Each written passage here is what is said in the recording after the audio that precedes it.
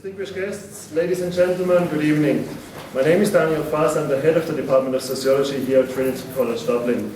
It's my great pleasure to welcome you all to this fourth event in the TCD-UCD Sociology Public Lecture Series.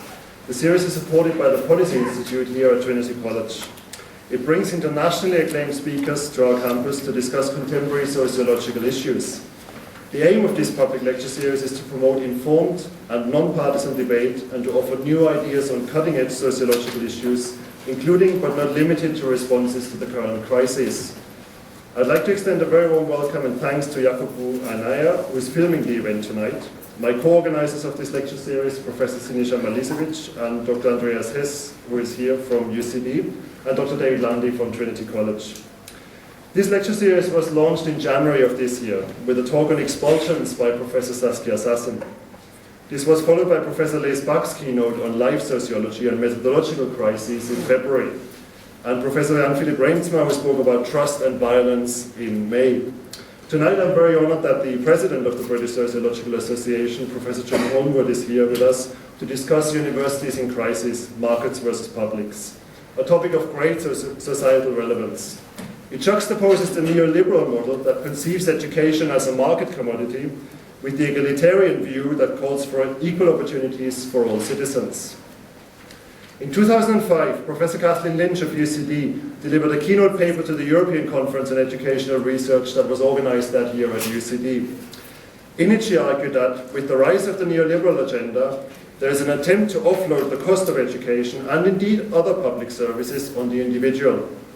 There's an increasing attempt to privatize public services, including education, so that citizens will have to buy them at market value rather than have them provided by the state. End of quote. Schools and universities in Europe and beyond operate increasingly as businesses and need to supplement their income from private philanthropic sources. Ireland, Trinity College Dublin, University College Dublin are no exceptions in this process. So I'm greatly looking forward to Professor Holmwood's take on this topic. But before I ask Dr. Andreas Hess of UCD to introduce our distinguished speaker, let me tell you firstly the format of tonight's event. Professor Holmwood will speak for about 45 to 50 minutes. That will be followed by a half-an-hour question and answer session in which all of you have a chance to engage with him on this very interesting and timely topic. And secondly, let me flag up the next event in the TCD-UCD Sociology Public Lecture Series, which is already taking place in 12 days from today, on Tuesday the 26th of November at 7 p.m. right here in the same venue, when we have Professor Valérie Améro of Montreal University with us. And she will speak about Muslims in Europe, Wales in public spaces, and the current political crisis. Registration for this event are already open via the Department of Sociology homepage. Email invitations are also currently being circulated. But I would now like to invite Dr. Andreas Hess to introduce our distinguished guest.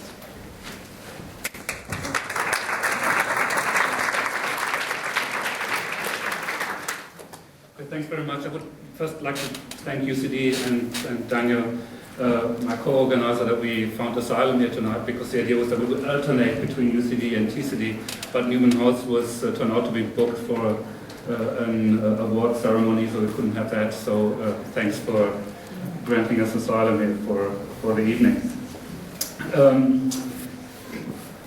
So I would like to introduce Professor John Holmwood, who's our guest here tonight, who's currently Professor of Sociology at the University of Nottingham. As to his career and his education, he first studied social and political science at Cambridge University, then became afterwards a teaching assistant in sociology at UCLA, then returned to Cambridge to complete his PhD there. His first post was with the newly founded University of Tasmania, and then he changed jobs and became the director of the Graduate School of Social Sciences at the University of Edinburgh. Since then, he moved around and has been a couple of years at the University of Sussex, where he was professor of sociology and also the dean of the School of Social Sciences and Cultural Studies. From there to the University of Birmingham, where he was the head of the department, and now he is obviously at the University of Nottingham, as I said before. He's currently the president of the British Sociological Association, and in that function also trying to rally the troops a little bit in terms of defending the public university and what we might call public sociology. In terms of research interests, he just finished a Lieberman-funded project on moral economy of inequality, and part of this research related to the defense of the public university is linked to that.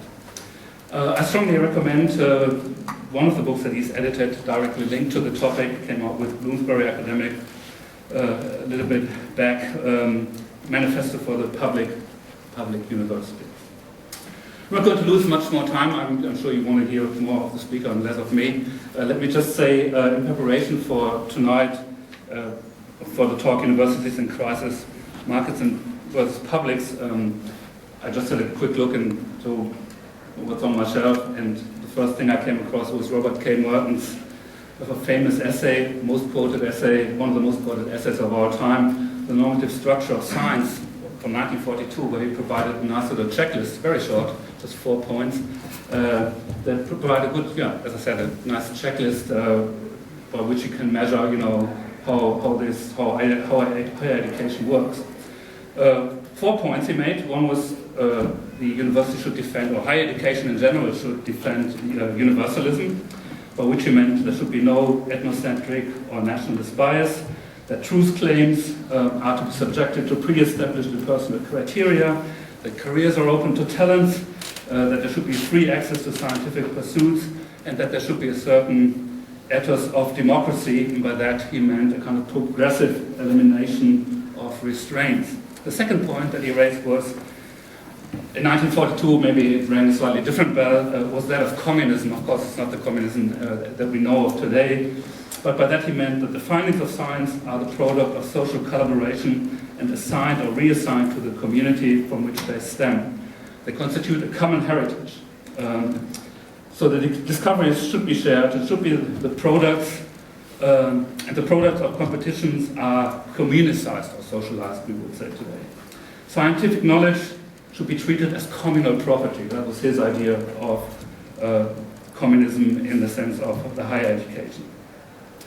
The third point was disinterestedness. By that he meant a thorough verification of the results, the scrutiny of fellow scientists and experts. There should be a rigorous policing of our results. And the fourth point, and I come then to my end of my short introduction here, should be organized skepticism.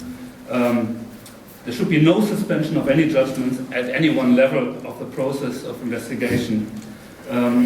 Power should be continuously questioned wherever it manifests itself. I invite you to measure what's going on today with what Robert K. Merton had to say in 1942, and how far have we progressed or regressed. It depends a little bit on how you look at it.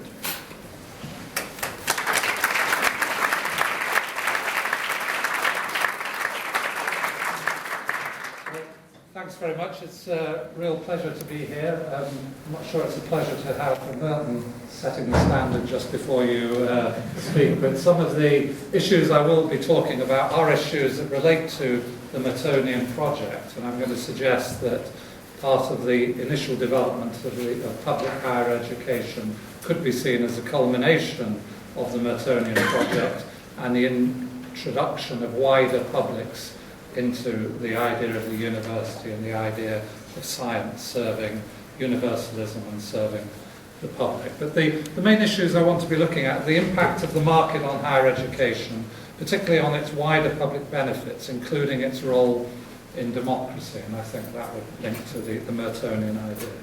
I'm going to talk, though, of a neoliberal knowledge regime, and I'm going to talk about a neoliberal knowledge regime in research and in teaching, and its connections to a neoliberal conception of the globalized knowledge economy. And this I'm going to link to the inauguration by neoliberal policies in the 1900s onwards of what are wide and widening social inequalities. So I'll just put that graph up, which across a number of countries, including Ireland, shows a secular decline of inequality, particularly marked in the period post-Merton, coming up until the 1980s. And I'm going to suggest to you that that's the period of the expansion and the project of public higher education. It more or less comes to an end in the 1980s in the sense that the idea of the economy is associated now with widening inequalities. And people shift the language from the idea of a knowledge society to the idea of a knowledge economy, where the social is reduced to the economic, and I'm going to suggest the idea of the public is reduced to markets. And this policy of a neoliberal global knowledge economy puts the universities at the centre of the production and reproduction of inequality. And I'm going to say for most of us working in universities, we've thought of the university and its social mission as associated with the amelioration of inequality. We are now directly enjoined to be part of the engine of inequality.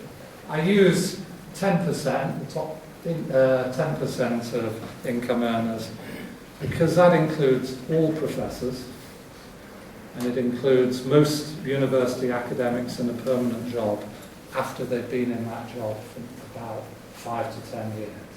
So in that sense, the university is itself a microcosm of the society in which it's placed. And the recent evidence from Britain suggests that widening in the inequalities within the university and the different jobs within the university, that the university system has the widest inequalities of any public activity in the UK. But of course, I mean, what was also mentioned that the inequalities are within generations. Obviously, they are class or socio-economic inequalities, but they're also inequalities across generations in the sense that what the introduction of the changes does is introduce the idea that the funding of universities should primarily be on the shoulders of the young, and that's a shift from older generations to younger generations, and that's a response to austerity and the idea of reducing the burden of taxation and so on. One can trace neoliberal policy for further and higher education in the UK back to the Jarrett report of 1985 and various audit measures since then. Many of these things have been introduced in other countries across the piece and are part of the new public management. The process has been incremental, but it has been associated with growing inequality. So, in a sense, within universities, we have not looked at the context in which the university operates closely enough and thought how the developments within the university are linked to wider developments. But although the process is incremental, what I want to talk about is that there's a very radical experiment now taking place. It's happening dramatically in two places, or one can see it dramatically in two places. In England, because it's not going to be proper to refer to the UK, Scotland is different as people do, and the US, not across the US, but particularly in California. California and the UK were very distinctive in setting in place very similar systems of public higher education. California Master Plan of Clark Kerr and the public higher education system set into place by Robbins. The California Master Plan has collapsed as a consequence of starvation by public funds, but the system of higher education set in place by the Robbins report for the United Kingdom in England is being transformed by direct and energetic public policy. And I have to say, that there is nothing incremental now that is happening in England. It is very systematic, very dramatic, and very fast. Clark Kerr referred to the modern university as a multiversity, that is, that there were multiple functions that the university performed. So we're not talking about a golden age. When Merton wrote about science and the values of science, he was also writing as science was becoming more and more engaged with the economy, and more engaged with the military-industrial complex. So the fact of the utilitarian uses of science is not something that I'm challenging here. What I'm challenging is the way in which the multiple functions of the university are being reduced to one function. and only one function is being allowed to be met. So the modern university is changing from being a multi-university to being a mono-university. And I'm going to illustrate it with the English example. And I apologise if it looks as if I'm speaking parochially, but I hope what you see is that there is a direct sociological content to what I'm saying, and at least, to say, well, understand what is happening, so this is not, or doesn't become a tale that is told elsewhere, because it really is very striking. So I'm not going to say that what Robbins did, and I won't sort of read them out, but you can see that nobody writes about the university except that they recognise that one of the functions of the university is about developing a skilled workforce and an educated workforce. That's central to all accounts of the university and all arguments about public investment in higher education. What is significant about Robbins is that he places that public benefit in the context of other public benefits, which include cultivation, common culture, standards of citizenship. And he also sets out a principle that higher education should be available to all those who are qualified by ability and attainment to pursue them and wish to do so. And I'll suggest that that is, Robbins certainly wouldn't use a sociological neologism, but that is an idea of a knowledge society, because what it's describing is an inclusive public interest in higher education. It's a recognition that the individuals who go through higher education get a benefit from it, but it's also saying that that benefit is extended more widely. And indeed, part of the idea of a knowledge society was that one of the benefits of increasing education, increasing investment in education, was precisely its association with a secular decline in inequality. So although Robbins was a liberal economist, he was expecting narrowing of incomes. And one of the reasons why Robbins was doubtful about making individuals pay for their education through loans was precisely because of the impact of education upon the structure of rewards in society. It was less necessarily, or there was less argument for doing so when inequalities were narrowing. But there's also, it's strongly that what Robbins is setting out is education as a social right underpinning democratic inclusion. That's very clear in the idea of what's written in the Robbins report. And higher education, associated with economic growth in, the decline, in a context of a secular decline in inequalities, is also associated with the expansion of the welfare state. So social rights associated with higher education are also a part of the development of a welfare state. And indeed, the idea and the growth of the social sciences in this period is part of a recognition of a need for evidence-based policy, linked in the UK, that's linked to the foundation of the Social Science Research Council, which became the ESRC, which was also founded in 1965. So this is a moment, so the evidence-based policy in this context is for policies which are about social modernisation, inclusion, and addressing issues of inequality. So in a way, if one to say, well, the Mertonian idea of science, universalism, and so on is strongly connected, I think, with a project of social inquiry or a project of scientific inquiry, where we naturally understand, or kind of understand that the nature of social development is a process of inclusion. I think it will look radically different as soon as one starts to think of what the implications are of knowledge being used to drive inequality. That's a completely different concept. And of course also what this idea, what I would, in Robbins, is also emphasise knowledge for citizenship. And it has certain correlates in terms of, if I'm going to talk about a neoliberal knowledge regime, what is the knowledge regime that is being replaced by neoliberalism? in a way, we didn't really think it was necessary to talk sociologically in these terms. It's only that we are retrospectively having to describe what neoliberalism is transforming, that we start to understand what the correlates of the Robbins Project or the California Master Plan were. And I think, although, if one could say, well, these are two very sharply formulated sets of public policies, obviously in other places things are happening in more piecemeal character, more different mixes of things going on. But the underlying trend of development is captured, I think, in the Robbins and Clark Kerr sorts of arguments. So the period is also the period, one of the consolidation of new disciplines and their establishment in the university, and particularly, I think, critical disciplines associated with the public functions of the university. Sociology and other critical social sciences and alternative forms of knowledge started to enter into the academy.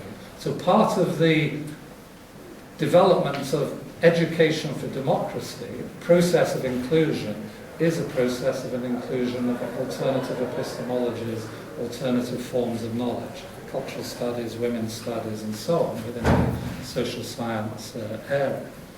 It's also a period, and again, thanks for mentioning Merton, where if one thinks back of the Weberian idea of the individual vocation of the scholar, where there's also a collectivization of the individual vocation through the idea of professional ethics. And in a sense, when Merton describes the scientific undertaking, or the knowledge-producing undertaking as collective, he's already moved from the idea of scholarship as an individual vocation to it being a collective professional vocation.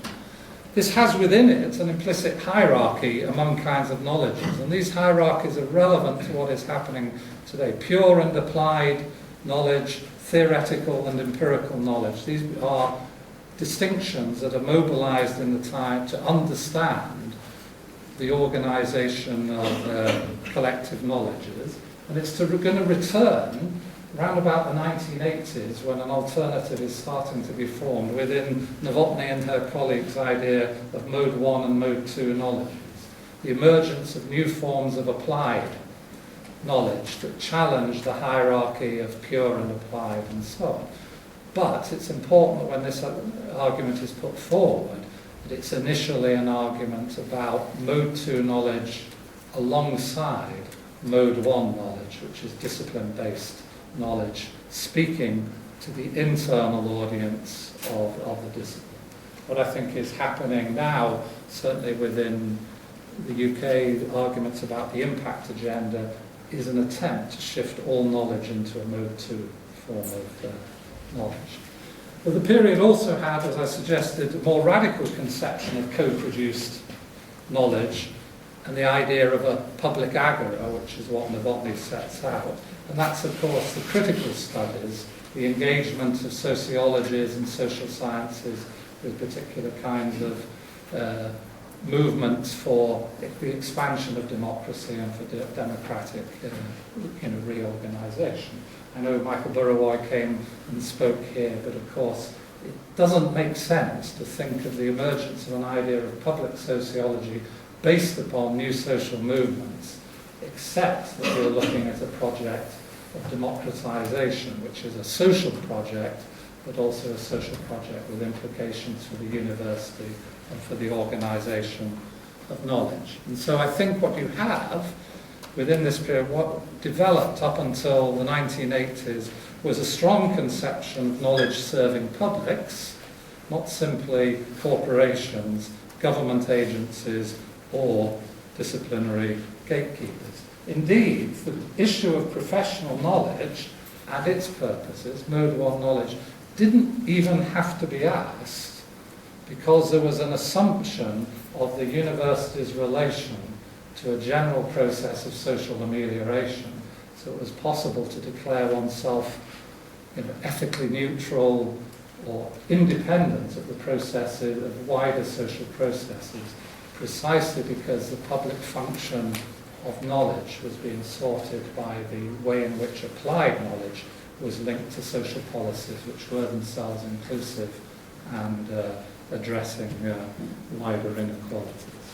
So then I'm going to wind very quickly forward and say, well, what happens in 2010 in the guise of austerity and claims about the problem of the financial crisis of 2008 is the publication of the Brown Report, which in one perspective can be seen as one more step in an incremental development, but I think is more properly seen as a radicalization of a process which had been piecemeal, partly resisted, partly reincorporated through the capture of the ref by peer group pressures and so on. So we're in a process of the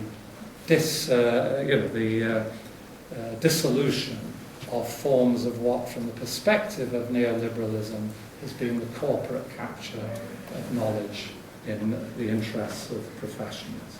So the Brown Report 2010, the white paper in 2011, the white paper is called Putting Students at the Heart of the System, but is more properly called Putting the Market at the Heart of the System. Now, just from the point of view of public documents and public discussions, there is something extraordinary about these documents within British public policy. And that is, these are the first engagements with higher education to make no reference whatsoever to the public benefits of higher education, nor how they might be, that those public benefits might be secured after marketisation. The only mention in the reports is to a private education in human capital by students and their families, and the contribution of universities to economic growth. Itself, one could say, is economic growth is described or understood by the government as a wider public benefit, but I hope you think in the context of dramatically increasing inequality and what is now widely perceived in policy circles as it being unlikely that economic growth is going to deliver higher real wages, we now actually have a situation where economic growth can't straightforwardly be considered to develop, to be in the wider public interest. But certainly it's perceived as a benefit for private companies. The Brown Review asks, should therefore private companies pay and invest in higher education? And the answer is no. Sort of complicated reasons of why they answer no. In effect, the decision is to fund higher education by student fees alone, at least in the area of the social sciences and humanities. So Britain now has, England now has, I mean, OECD doesn't separate Scotland and England and so on. Britain has the lowest public investment in higher education and at the same time the highest private investment in education. But who is it who's investing? Students. I'll just don't know whether that's clear, but that shows you since 2006-8 the dramatic change in the funding of higher education in England. So the dramatic rise in overseas income from overseas students, the dramatic rise in income from home students, the decline in public funding, all other sources of income. When the Minister of Education, David Willett, says there are no longer public universities in England, this is what he means. There are no public universities because universities have such little of their income from direct public funds.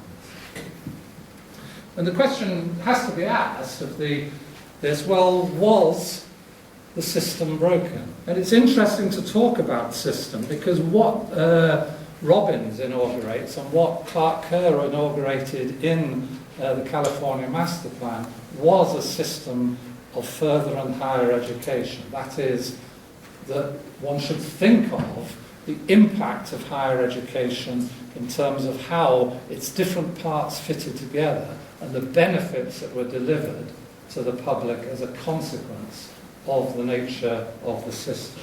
And so one can ask, was the system broken? Well, there was a report in 2008 by St. Aubin and colleagues who made a comparison of different higher education systems to look at their outcomes in terms of teaching and research and in terms of cost effectiveness. British higher education came top for teaching, that is in terms of delivering better outcomes for students, low dropout rates, etc. It produced the best outcomes for research, and it was the most cost-efficient system, largely because of having driven down funding in 2008. So the system that was transformed in 2010 was a system in 2008 that was being recommended to the EU as the model to be developed. And one could say, well, let's think about it in terms of how we might think about health. And if we were thinking about, well, is the public advantaged by having a few very good hospitals, or is it advantaged by having a very good health system? So the British health system also has incredibly good outcomes as a system. The American health system has a really poor outcomes as a system. But nobody doubts there's some really fine hospitals in America. They just understand that the people who have access to those hospitals is a very narrow segment of the population. And so what we're getting in describing universities and in the aspirations of universities within the idea of global competition is the place of the university within a rank order, global top 100, with the top places in that global 100 taken by American universities. But the American universities that take those places deliver very little for undergraduates or wider parts of the community. They deliver elite education. And even in the United States, the most successful universities for delivering education and research, once one takes into account whether or not they deliver any undergraduate teaching at all, are public universities, like the University of California, the University of Wisconsin, and so on. So, positioning higher education in the context of global competition is actually severing the purposes that the universities serve for national publics. And we'll say in a more already you can see there that the great growth of overseas income should lead you to think that what university vice-chancellors in England think is that the fees they charge to overseas students is what the market will bear. They've now abolished, or all teaching subsidy direct funding for undergraduate students in social sciences and humanities is removed.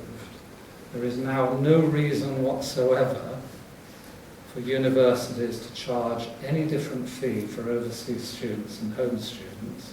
And the ambition of leading vice-chancellors is to get home student fees up to the level of international student fees. Shocking that international student fees are at that level. But as soon as you start talking about a global system, there is no reason to differentiate between your local home students and international students. And indeed, vice-chancellors are already lobbying. The only thing that gets you to think of those differently is the the restriction on the funding of the student loan system. So that's the fragile bit in the English system now. The loans cost too much to support at higher fees, but there's heavy lobbying to get those that fee cap distributed. So what's happening? What are the features of the neoliberal knowledge regime that is now taking place in England? Already said, education as an investment in human capital and the responsibility of individuals. A temporary cap on fees of £9,000, but designed to rise for elite institutions. That was what the Brown Review said. The only thing the Liberal Democrats did in Britain was put a cap on the fee at 9,000. That cap is unstable. And the logic of internationalisation, which is the language that is being discussed, is to remove it. But the only way you could remove it and not produce a bigger cost than the old system that it's replacing is if you can drive down fees elsewhere. So what is designed is to break the system, to create elite institutions and to have mass higher education at lower fees. Much lower fees than 9,000, closer to the 6,000 that was initially planned. But I think you will see fees of 5,000 introduced. That's the purpose of getting for-profit providers to enter, including and especially multinational corporations, and in fact the removal of direct funding of arts, humanities, social science degrees was precisely to make it possible for for-profit higher education to move in. There's no other reason for it. That's why they haven't been removed for those areas where there's no interest for for-profit higher education coming in. Science, engineering, STEM subjects remain publicly subsidised despite the fact that they have much higher earnings prospects and despite the fact from strict neoliberal principles they should not be subsidised, but the arts and humanities should, if you go back and read Milton Friedman. So the particular for-profits that are waiting, and I think after 2015, because it would be too damaging prior to the election in 2015, are going to come partly from Apollo Group, University of Phoenix, but also from Pearson. So Pearson is building undergraduate degree courses underneath the radar. Because everybody expected for-profits to enter quickly, people think that for-profits have gone away. They haven't. They are consolidating and building their entry. And indeed, arguments about open access in Britain, which look like democratic things, publicly funded research should be made available to the public. The purpose of open access, and one sees this in the terms of the licenses that are being pushed for it, the license for open access is to allow commercial reuse. And what does commercial reuse enable? It enables the repackaging of the research from public institutions into the commercialized curricula of for-profit organisations. They don't even have to invest in libraries. And it's the same with the access to big data. So the arguments about making data available is an argument to monetize big data, to commercialize it, and in the very act of commercializing it, to take it out of open access again.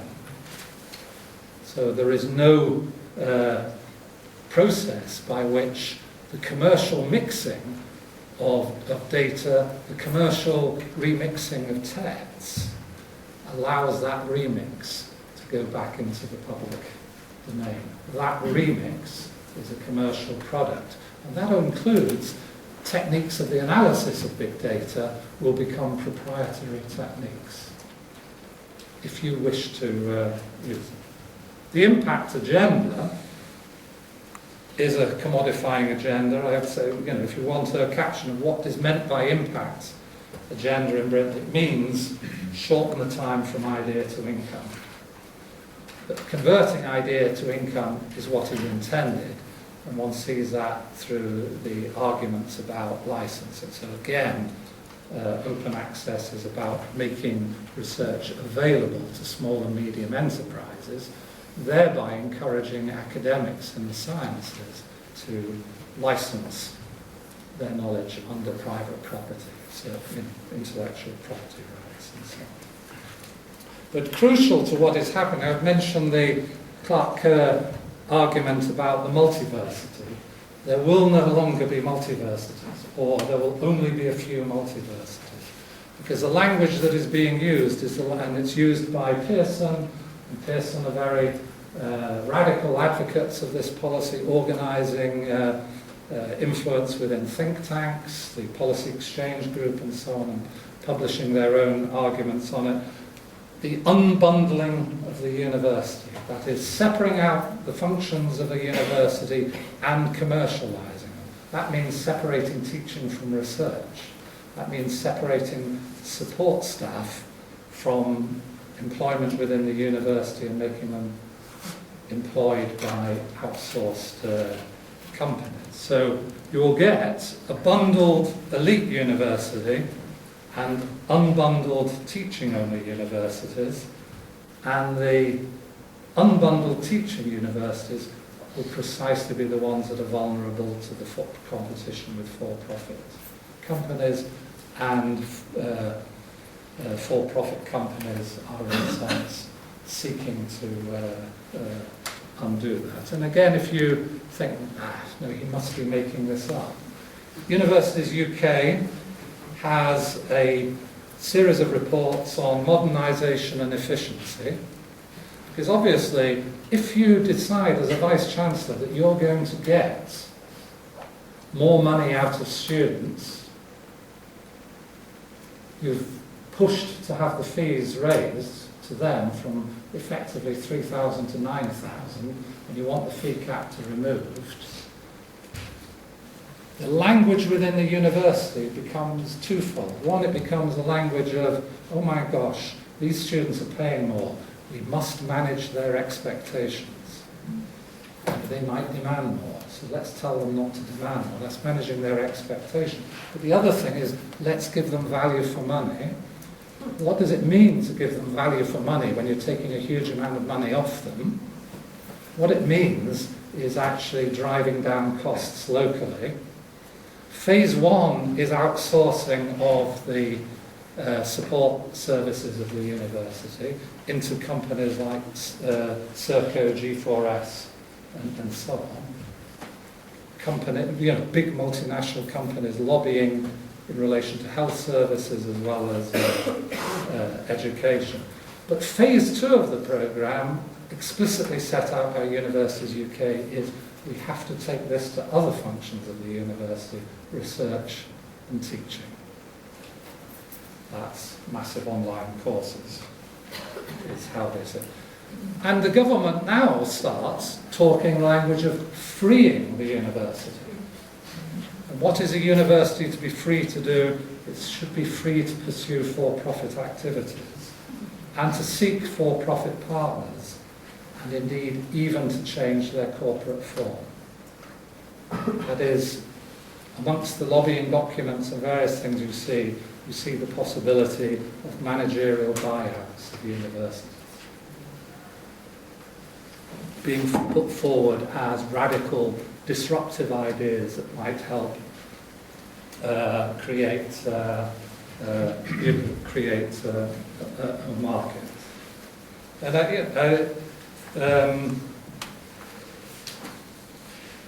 I'll just show you another slide so you can see that, I think a lot of, I don't know, who knows what Vice-Chancellors think, because Vice-Chancellors have declared themselves incapable of public thought in British context now. They will not make a public utterance about anything happening within the university. And somebody said, oh, John, you want them to be on the barricades. I said, no, I don't want them to be on the barricades. I want them to just mildly involve themselves in saying what they think universities are about. You can't even find, in fact, it has become such a statement of satire that they've decided that the name Vice-Chancellor is a difficult term for people to understand what they are? Well, only because they don't say what they are and don't say what the universe is. So they say, what we want to be known from now on, we wish to be known as Chief Executive Officers. That's that. Well, Chief Executive Officers who think that they might benefit.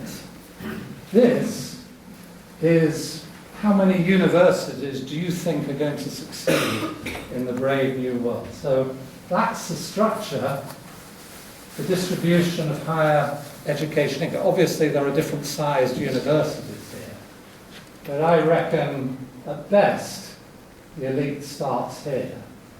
But really, it starts here. Fact. It starts up here. There aren't going to be many winners in the situation, but all the Vice-Chancellors in this group here don't want to say anything about what's happening in case anybody thinks, I'll use Mrs. Thatcher's word, and I can't believe she, in case people think they're frit, that is, that they're frightened of what might, that they think that they might not be one of those who's going to get free.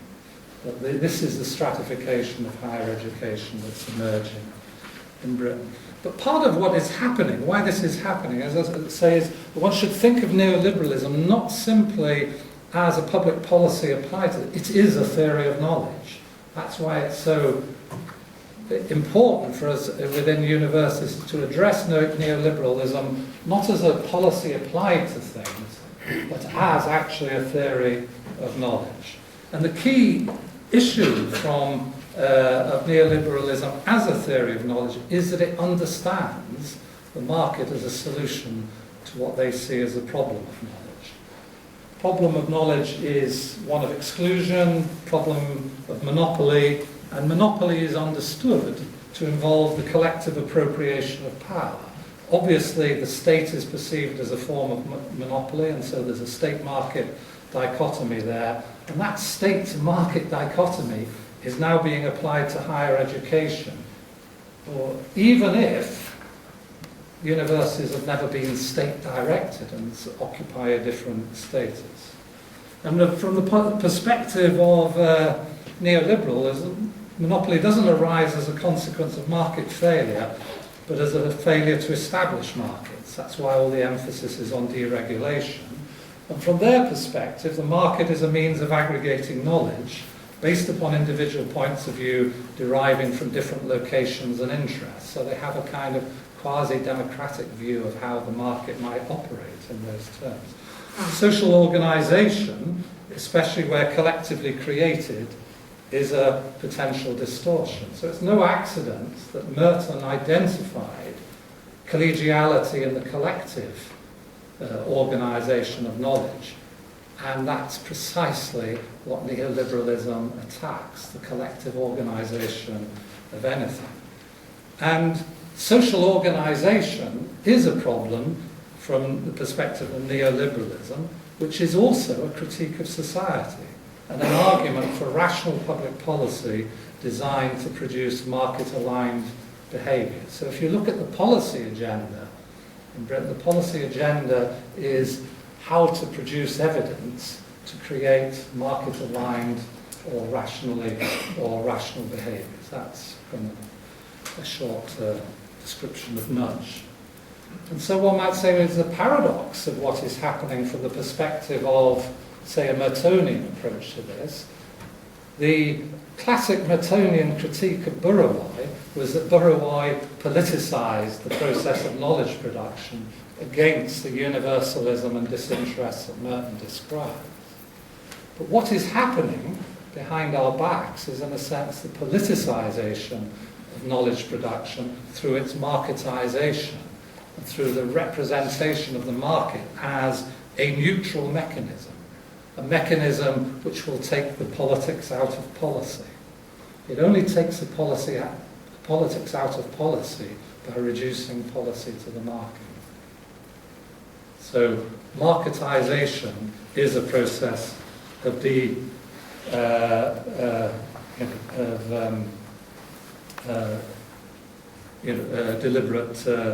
depoliticisation.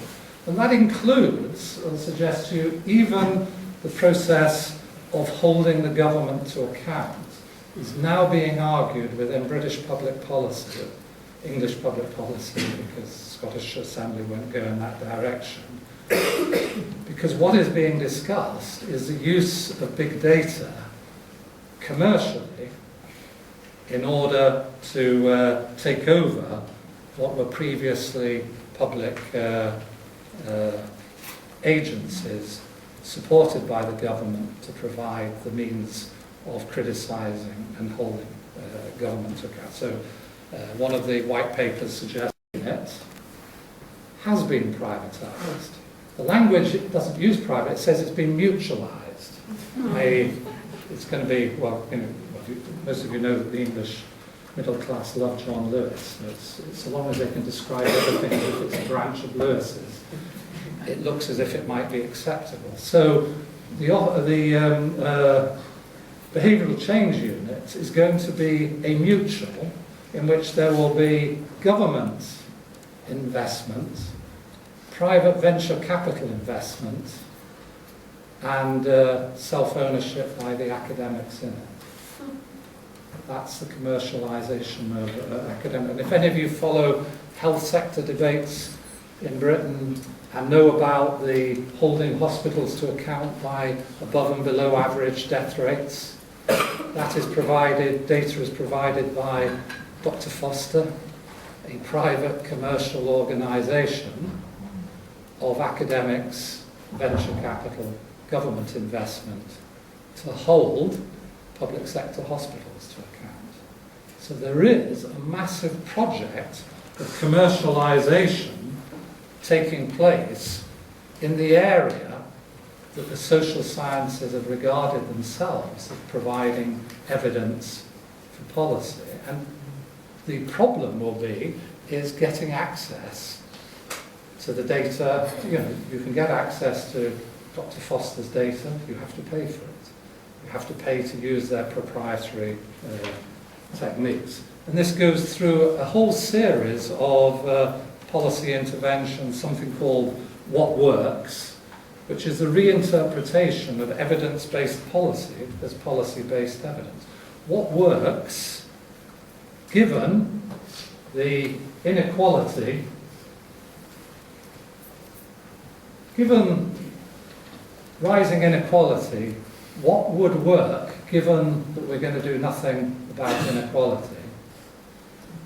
Given that if you say, well, what would work is reducing inequality, that is not appropriate. And so you're getting the re-engineering in the UK of social sciences towards forms of behavioural science that deny social structural determinants of behaviour, except as external contextual features. And so I'd say that the very nature of social science is being shaped to be, and we've got the rise of what I call anti-social structural sciences.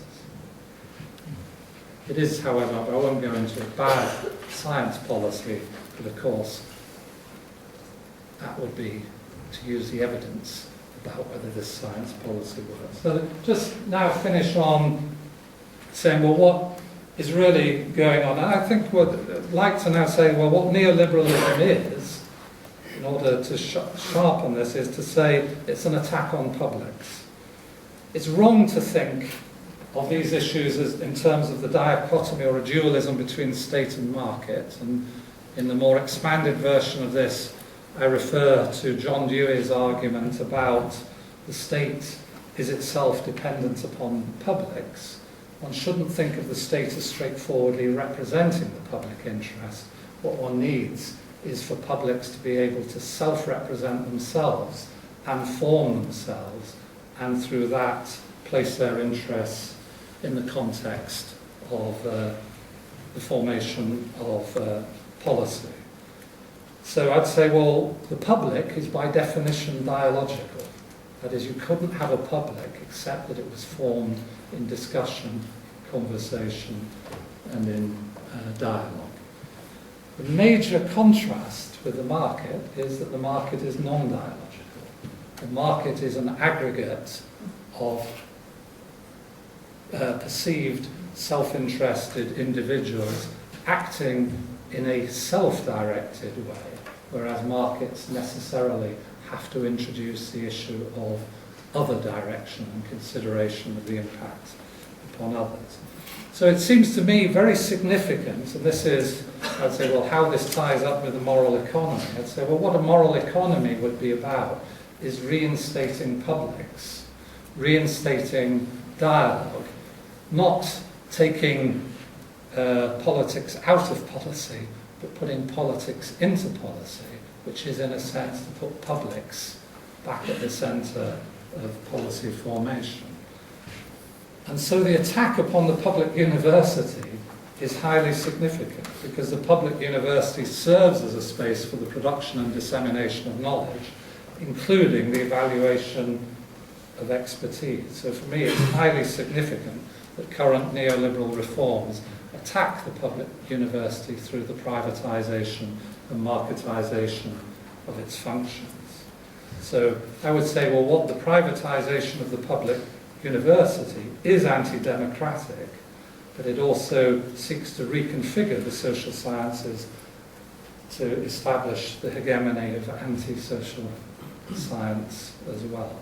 And if we place this in the context of the professional commitments that Merton set out, I would suggest to you we can no longer be Mertonians, because the context in which Merton anticipated is no longer the context in which we operate. And the functions of knowledge cannot be any longer be separated from issues of democracy. So we're called, I think, to respond to what's happening to universities, but also to what's happening to the wider society, to respond not simply as social scientists, but also as citizens.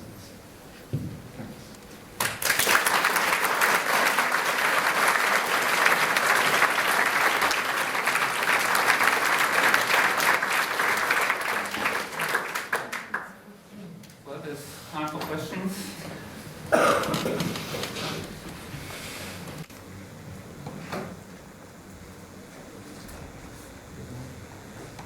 Thanks very much. I'm trying to talk loud. You can hear me? Okay. Thanks very much. I guess two things came to my mind.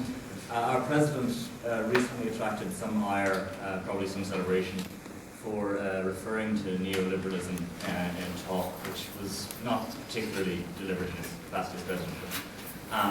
It was said by certain commentators, one in particular, that it wasn't his place. Stanley Fish just wrote a couple of columns, I don't know if you saw them, about academics taking positions on, as it happens, the boycott of Israeli academic institutions.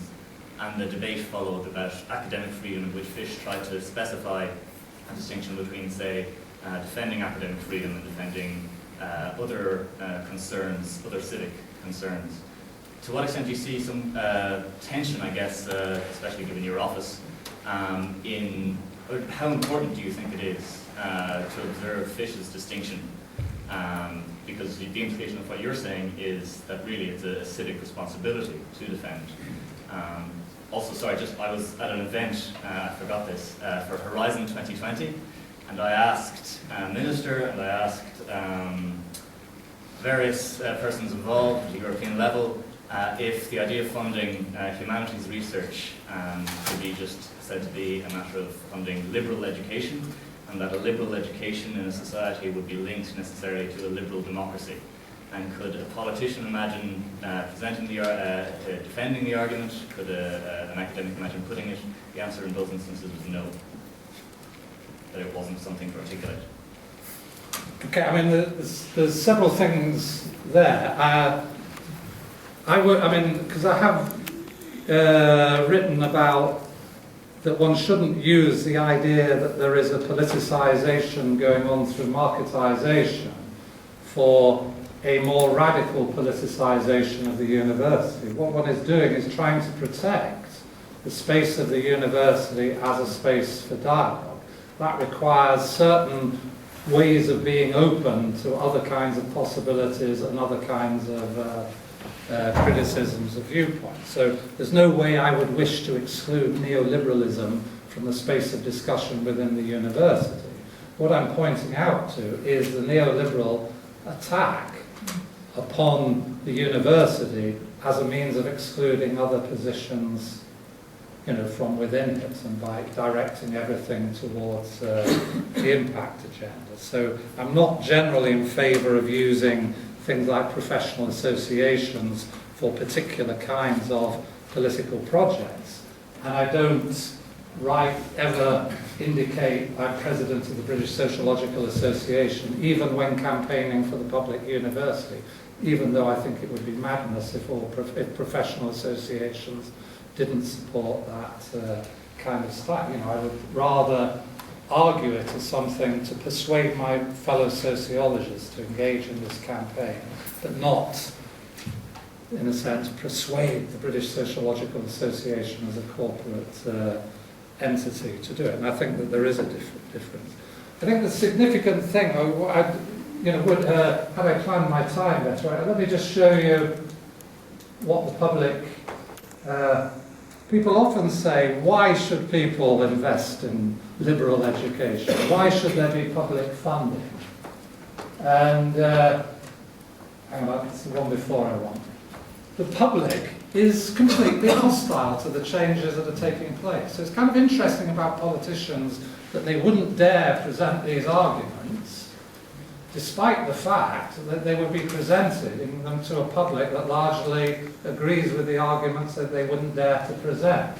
So 65% of the British public thought tuition fees should be the same across all universities. 70% thought that university was about more than simply getting a better job and so on. So these are the public attitudes. When I talk to colleagues, they say, the problem is we haven't persuaded the public. And I say, well, the problem is you haven't understood that the public actually agree with you. That's your problem. You don't even want to engage with a public that agrees with you.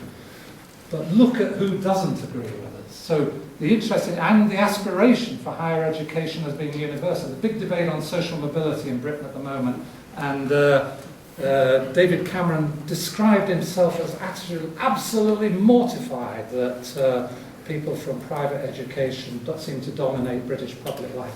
How could it happen? It's because we got rid of grammar schools, and the problem is working class aspirations. There's absolutely no evidence of the absence of aspirations. What there is an absence of opportunities. And as soon as you create a polarised job market, you create a situation in which social mobility has to take large steps when everybody knows it's easier with small steps. How did I go to university? I didn't go to university by having a plan to go to university. I went through school doing what you do in school, and then, oh gosh, I'm supposed to apply to university. So it becomes a natural process of how you go through, and that's how the middle class goes to university. The problem is that for others, they're living in a context of deprivation where what they might initially think of as more realistic aspirations are closed off for them. So why should they expect the unrealistic? Look at who's giving up on public higher education. It's not people without qualifications. So again, the government said, look, why should the taxi driver pay middle class education? It's because the taxi driver has an aspiration for his or her children to go to university. But where the support for publicly funded higher education is falling is amongst graduates. They are backing off public funding. They're the ones who got publicly funded. This is the ladder being lifted up afterwards, and this is the recognition of education as a positional good, and this is saying, well, actually, if there are more graduates, it might be the way Robbins described. Incomes differentials may narrow. Let's stop that from happening. So there's just absolute hypocrisy in the discussion of aspirations and commitment. The public would support liberal education. In fact, by and large, they'd be surprised to find that politicians and vice-chancellors don't.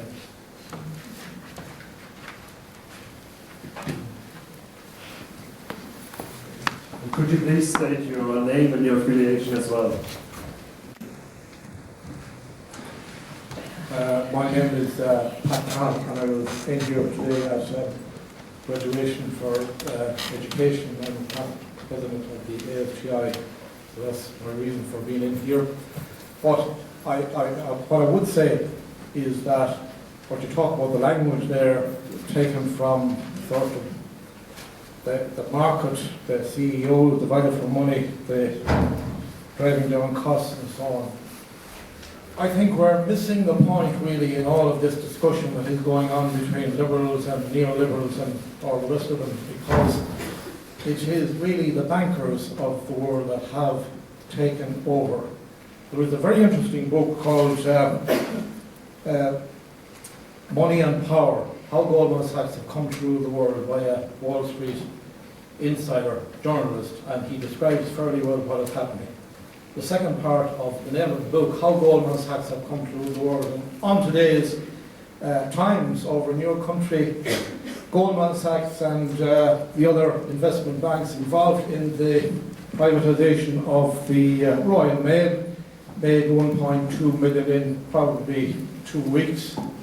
Now that's the kind of thing that goes on and is going on, and the banks are really in control. It took somebody like FDR to put a New Deal over in the States when the banks were taken on, but then with Thatcher and Reagan coming in and letting the market free rein, and we have a situation here in Ireland with regard to banks. We gave 64 billion to bail out 2 toxic banks that should never have been there, and the other 2 are now privatised.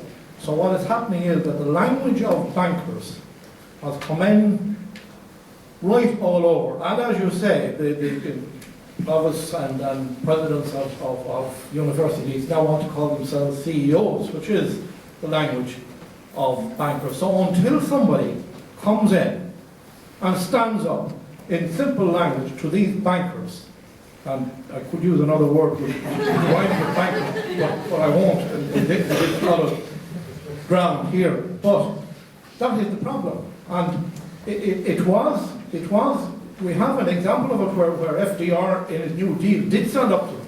And he found, because he was president for 4 times, he was able to stand up to them in his last 2 terms. And the business side and the banks were put in their place. But they have come full circle. Never in the history of civilization have the banks so much power they have today. Thank you. Yeah, I mean, I don't at all disagree with you. If we were talking about offshore venues in which money was kept, and to avoid taxation, we'd have to recognise, certainly within Britain, that London is an offshore centre for the manipulation of finance. So we are in a situation where our governments are captured by offshore elites. I mean, I do think, education is important, but I hope it will be clear that I think inequality is even more important, and that I don't think these levels of inequality is sustainable. I don't think it's sustainable to have elite-dominated politics that is no longer in the interests of the public. And the vacuum that will be created by the absence of a politics on behalf of the poor and disadvantaged is usually filled by fascism. So I think we are living in a moment of the possibility of fascism. And indeed, my commitment to moral economy comes through the tradition of Karl Polanyi.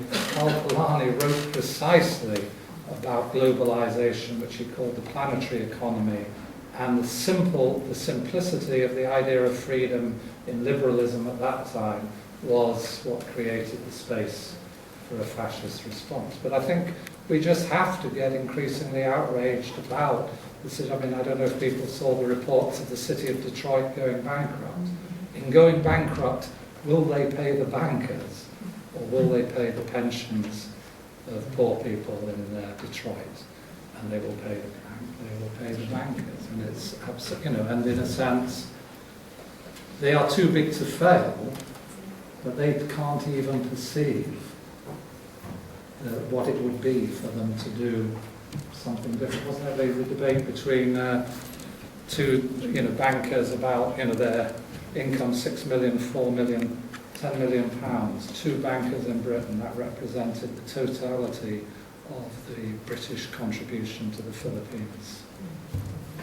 And the treatment there, two bankers debating that it would be wrong for one of them to only get 4 million when another got 6 million. Okay, there was another question here. Thank you very much for your talk. My name is Laura Campbell, and I'm a lecturer in a business school in Trinity. Don't kill me. No, that's not But I really enjoyed your talk, and I completely agree with it, and I concur with the last speaker. I mean, just very modest things that if corporations could just pay their own tax burden, we mightn't be even having this conversation in the first place. But my question is this. It's precisely the business school that seems to occupy a sort of interstitial position within the university. And I wonder if you could comment on the first principles of a business school and also comment on what I see happening in the UK and a lot of business schools where a lot of business schools seem to actually be the place for more radical Marxist economists and the more radical end of a very neoliberal sociology elite that is in the UK at the moment. I didn't say anything negative about business schools, specifically not because business is something that should be studied, and of course in arguing that we want our students to get jobs, some of them are going to get jobs in business, so one would wish them to be good at their work in business, but one would also wish them to have a much more expanded idea of what it is that the purposes a business might have, purposes towards its workforce, purposes towards the people who live in the environment of around a business and so on. And that was standard stuff within business schools, as you say. And it is correct that heterodox economics in Britain lives in business schools. It lives in business schools as a consequence of neoliberal policies directed towards universities and the response of economists to purify their discipline, go for RAE success, and in a sense get rid of heterodox views within it because they didn't score well, the impact factors of the journals and so on. So there are certainly real problems and dysfunctions in the way in which disciplines are organised and how they've reacted towards the audit measures within Britain. And the fate of economics, I would say, is much more problematic than the situation of business schools. That said, however, you will find that what is happening is heterodox economics is now being pushed out of business schools in Britain, and an alliance between psychology and behavioural economics in Britain is becoming one of the dominant features within business schools. So sociological, organisational studies and so on, feel the squeeze, or at least that's how colleagues in business schools report now. Probably be able to hear me. My name's Joseph Feely. I'm just a student. Nothing more complicated than that. I'm affiliated with any other than that. I just like to question the way you framed it. You framed it markets versus publics. And I know you seem to be coming from a point of view that includes the markets, but feels the market isn't including you. I'm just wondering if you could envisage a sociology or a philosophy of knowledge, or a philosophy of social knowledge that would rather be either or, but both and. So it's market and public and politics. in a kind of a unified kind of perspective. Yeah, I absolutely agree with what you're saying. That's how I would normally frame it. So my background sociological assumptions are from American pragmatism. I'm not Marxist in orientation at all. My commitments are to the possibility of reform. That means the possibility of embedded and regulated markets. So I couldn't be hostile to the idea that markets serve some valuable public functions. The question is that the valuable public functions that markets serve should be a matter of public deliberation, not a matter of assumption. Indeed, one of the paradoxes of our time is that neoliberalism, the theory of the markets, has taken on the form of a critical theory. That is, that it's utopian. So the Polanyi argument about the market is that the pure market is a utopia. So there are no pure markets in practice. So markets are always, embedded in social relations. But what you have is a theory of markets, which is a theory of them based upon their disembedded form. So what I'd say is what we need to do is critique the theory of markets in order to have a practice around markets that enables us to judge when market-based practices are satisfactory, meet our needs, meet our aspirations, and so on. And that includes a judgment about the consequences of markets in terms of the disruption of lives of some people. So, for example, if we decide by public policy that it's necessary to create economic conditions in which unemployment rises, then that's the responsibility of public decision, not a responsibility of the unemployed. So the paradox is we pathologize the victims of public policy and we don't take on responsibility for the policy that a public enacts. So a policy where the public said, well, unfortunately some unemployment is going to be necessary, is a politics which would recognise the public service that the unemployed make in rebalancing an economy and then seeks to protect them from the longer-term consequences of that action. And I say, well, that's, in a sense, what responsible pragmatic politics that overcame a dualism of state versus market. So the idea of a public is not to, in a sense, create markets versus public. What it's trying to set out is the market is set against the state, but is really dissolves the very substance in which democratic politics and democratic thinking about markets could take place, and that's flourishing publics. I do agree with what you inferred I was saying should be criticised. Hello, my name is Declan. I'm a first year student, and just want to make one comment and then I've got a question for you. The comment I have is most of my friends now haven't gone to college. Some of them have left school after junior cert, some of them haven't on their leaving certs, and they're working on building sites now and unemployed, heavily dependent on the welfare state. And what I've noticed in the last few years is a trend between all of them. They all have symptoms of mental health issues or no confidence in themselves.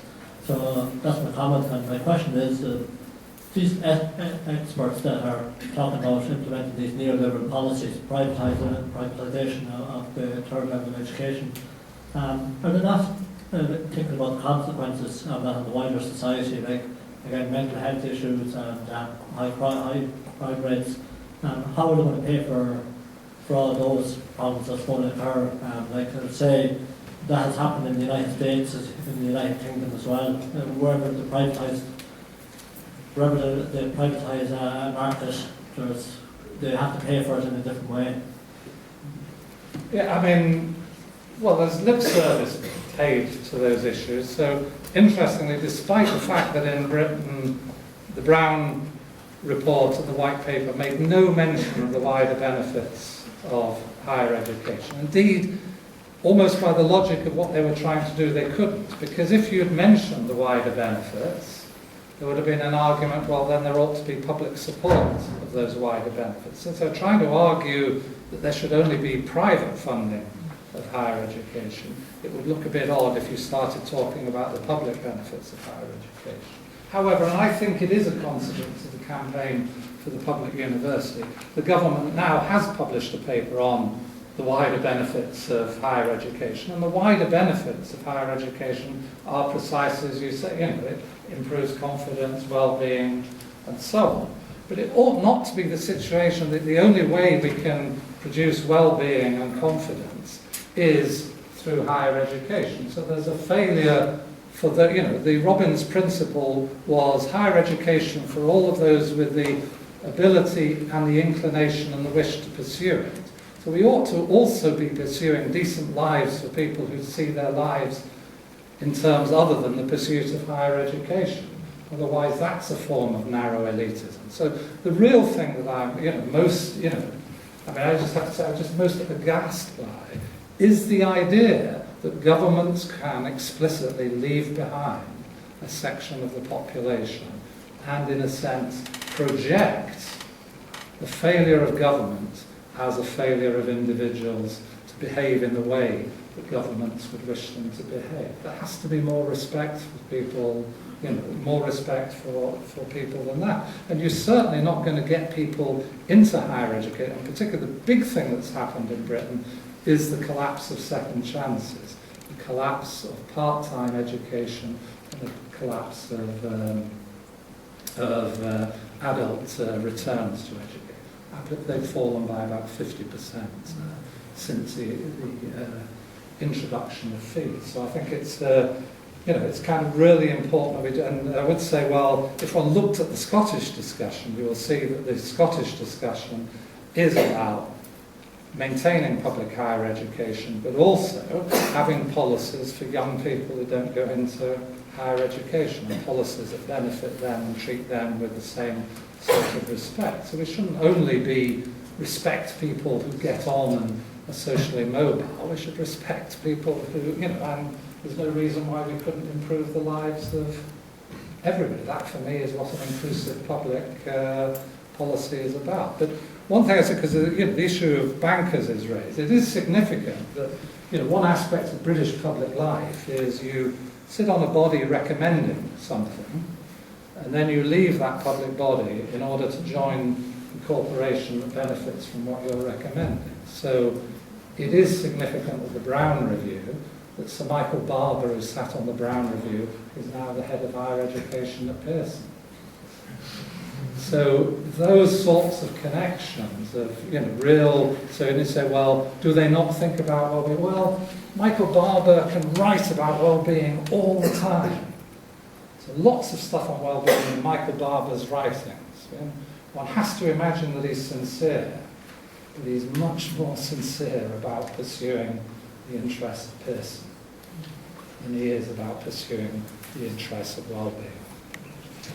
Okay, we have 3 more questions here. Could I just ask you can we just gather the 3 questions and then you ask, so could you please keep it concise and short if possible?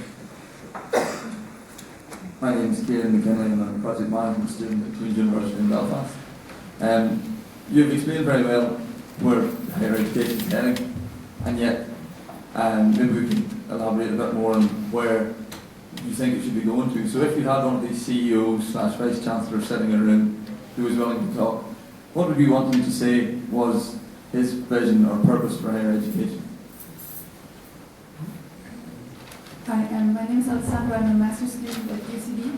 And I just want to ask, you said that the long-term plan is to get the fees, the home fees up to the international student fees level, which is obviously quite a frightening prospect. And how do you see that happening? And how do you see the public reacting to that? I mean, the first thing would be obviously to open the credit lines. But just, apart from that, is the future of the UK just as what students are experiencing now in the US, like $500,000 in debt when they're done with university? Thank you. Just in DIT, I just had a quick question in relation to the casualisation of the academic labour market, and whether your reference to bundling with research and teaching, whether within that you already consider adjunct lecturing as opposed to contracted salaried positions as reflecting a kind of business for-profit model that maybe denigrates the purpose of education but leads to greater profit. Just one last one, and then we wrap it up.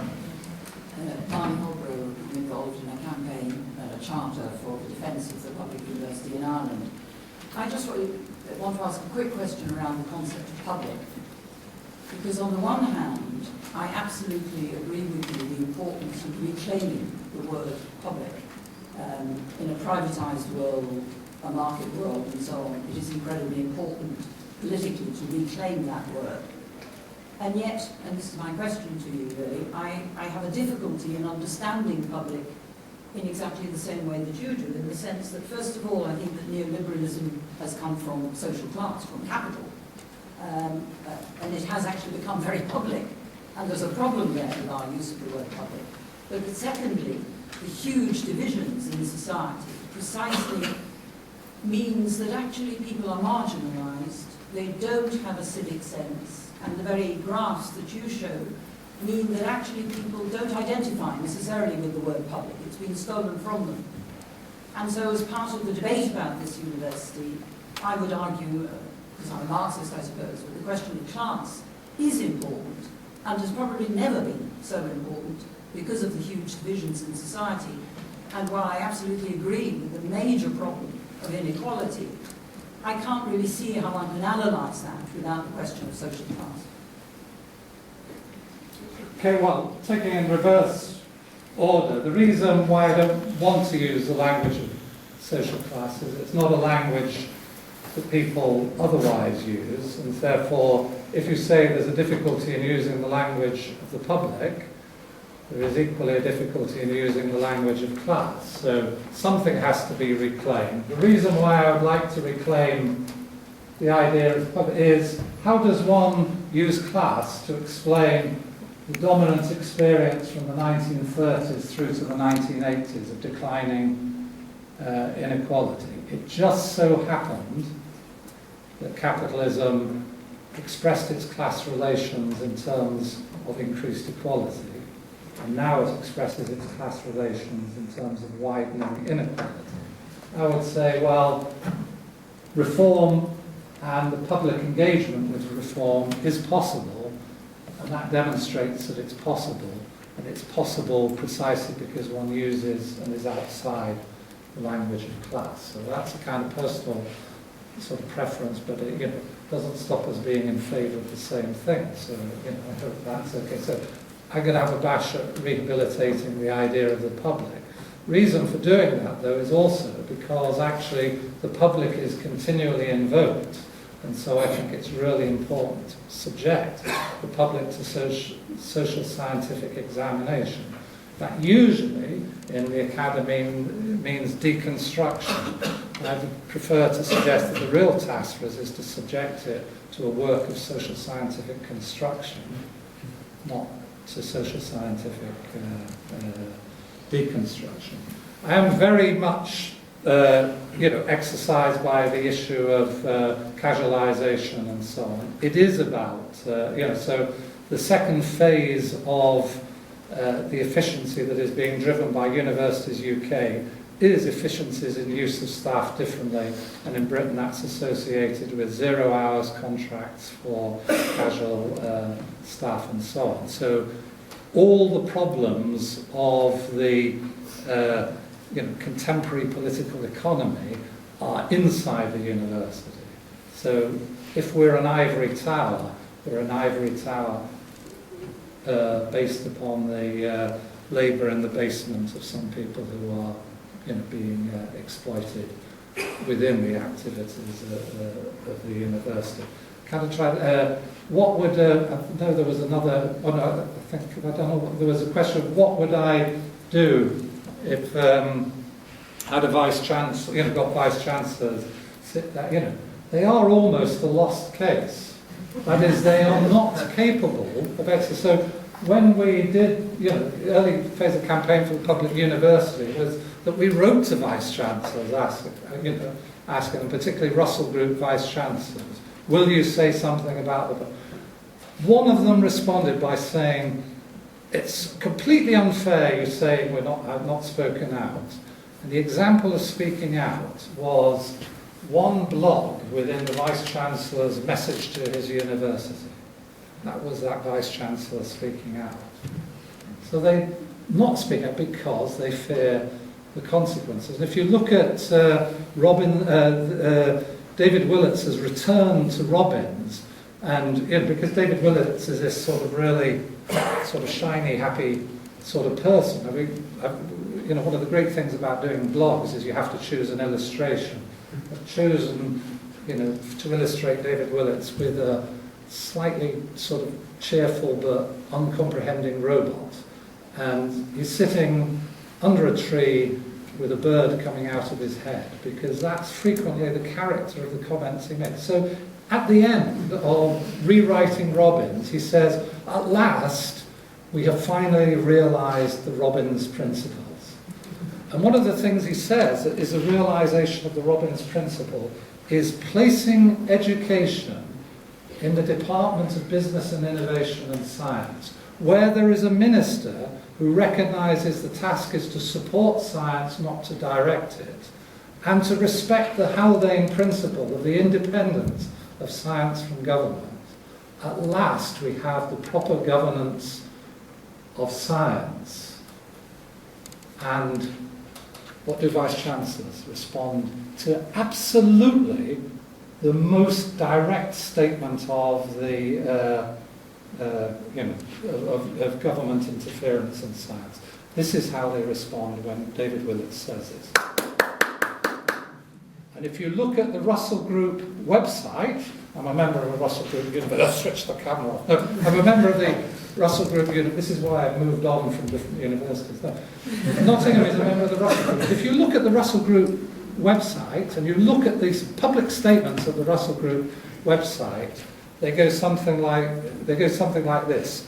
We commend the minister. We commend the minister. We fully support the minister. We support the minister. There's not enough money to go around. Give us more money, give some people less. That's the entire policy of the Russell Group University. So when you say talk to at the start of the process, in the campaign, we thought, well, maybe it's true what they're saying, that there is no alternative. So we asked Sir Steve Smith, who was the head of Universities UK at that time. So we're writing a manifesto for the public university. Okay, I believe you when you say that you're not, that you believe the same things as we do, but there's a crisis around money. So we'll give you the last chapter in the book, a statement from the perspective of a Vice-Chancellor and the head of the Universities UK. And I promise you, we won't set you up and we won't write about, we'll just let you defend. So that was dialogue, in my view. People did criticize, why did you allow Sir Steve Smith to respond? He couldn't speak about anything else but money. He physically couldn't do it. And there is no Vice-Chancellor who can now do it. And the real problem, so why will this thing break? How will people pay those fees? At the moment, the problem with the loan system in Britain is that it's unaffordable. So at the level of £21,000 repayments, not enough will go back to the Exchequer. So at some point, future taxpayers will have to pay the costs of this loan system. And the future taxpayers are not current taxpayers, it's graduates with these level fees. And some of them will be paying off their loans, and some of them won't be paying off their loans. And the ones who are paying off their loans will object to paying the taxes for the ones who don't pay off their loans. They'll start talking about paying them twice. This is a built-in taxpayers' revolt, and this is the taxpayers' revolt beginning? That is, let's reduce the numbers going to university. And of course, the government is also seeking to identify those courses where graduates do earn sufficient to pay off their loans in order to try and force down the fees at courses that don't appear to give jobs to students who can pay off their loans. I'll let you work out that males are more likely to pay off their loans than female students for particular sorts of reasons. So the whole series of negative things built in. But are we heading towards America? Yes, we are. I mean, probably overtaken them in some respects. Okay, on that cheery note, can I just thank the speaker for an entertaining talk. And,